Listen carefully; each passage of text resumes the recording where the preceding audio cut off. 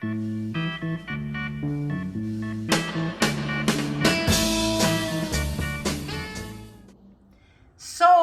Kitchen, or How to Eat Well During a Pandemic. Episode number 4. Our recipe this week is mushroom bourguignon, which is basically a vegetarian version of beef bourguignon. Enjoy, and we'll see you next week. Mushroom bourguignon, which I'm doubling because I'm going to make this for 2 households. Tomato paste, the flour, so everything has been doubled. The oyster mushroom, there's another mushroom there, I'll take that out. That's for the finishing part of the dish. There's the leeks with both the green and the light, and the green, light green. The carrots, I use these carrots because they're kind of purple carrots, and just for historical sense, carrots were not originally orange. So I figured I'd put that in to make this a historical documentary. So their natural color was purple. These are both white and gold pearl onions. Figured let me try gold, but as you can see, they both look white. So I don't think there's a major difference. The mushroom broth, I pulled off 1 cup from that because I'm doubling it, so that's 3 cups are left in there. And there's my 3 cups of the red wine with the bay leaves, and the tamari is in there as well as the thyme.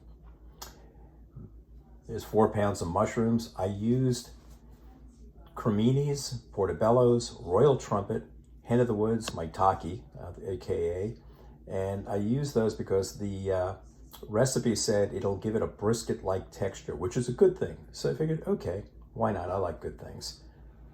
And this dish I wanted to show because this we picked up at an arts and crafts show. It's a garlic grater. You could see the grid on the bottom, and you just rub your garlic against it, then just remove it from the little grid, and I pushed it to the right side, and there you can see the paste. So that's the minced garlic with the paste.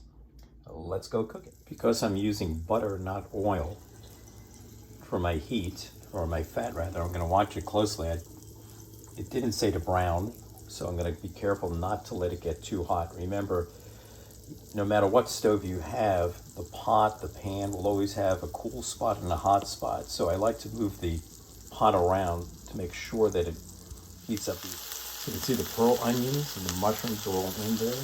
It said it could be 2 batches.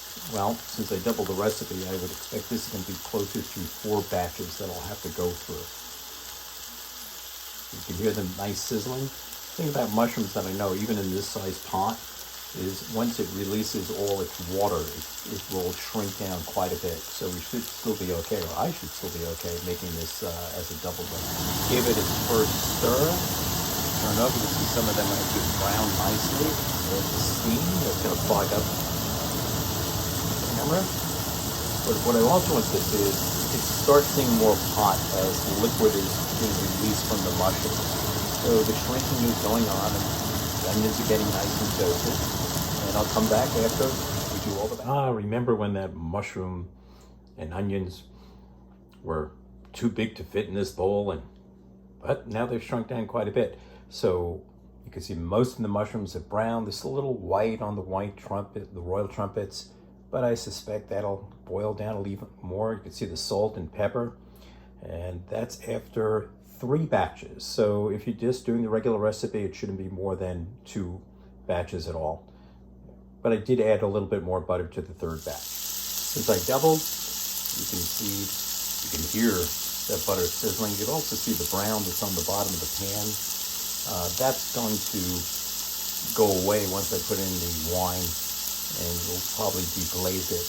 But there's the leeks, the green and white parts, and our purple carrots, which I'll start stirring, and I'll saute for 5 minutes. It has been 7 minutes.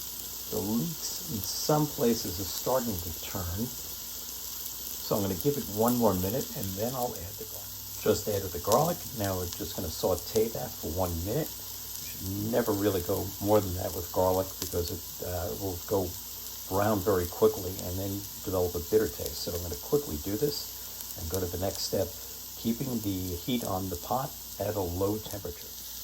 Time for the tomato paste to incorporate itself into with the garlic. Just keep your eye on that brown spot on the bottom of the pan. That will go away when the wine gets. Tomato paste gave it a beautiful color. Look at that. And now to stir in the flour. That's your thickening agent. This is flour. I am sure you could, if you're gluten sensitive, you can go with rice flour, cornstarch.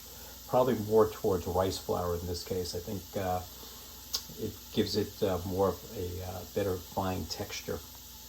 But I'm not using rice or corn, so it's a jet. Flour has now been scraped in, moved it around, just a couple little white spots, but I'm not concerned about that now. There's that brown on the bottom. That's where I'm going to aim my wine and broth combo.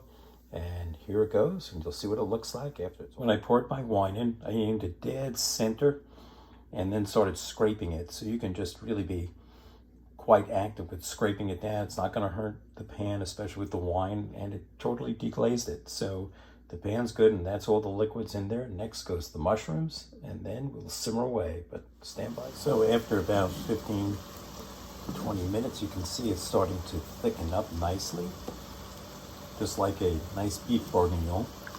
In this case, it would be nice stewy, perfect for a nice winter's night. Coming to the final stages, you can see how nice and bubbly that is, simmered nicely. I'm going to remove the thyme and try to find the bay leaves before I serve that. And over here, getting ready to finish off with the topping, what they called for either chanterelles or oyster mushrooms. Chanterelles are not in season right now, but you can always get those oyster mushrooms. Going to fry them up.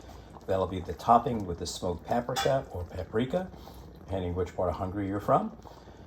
I'm not from Hungary, I'm hungry all the time. You can see the oyster mushrooms have really lost a lot of their water. I just flipped them over. You can see some of the sides brown. The next batch, I'm going to use a little bit more butter. Why not? There's enough fat in this already. Let's put a little bit.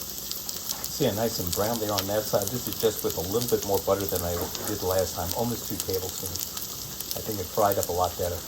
So that's the change that I could see on this recipe. It's going to go on top with a little flat leaf parsley and smoked paprika, and done.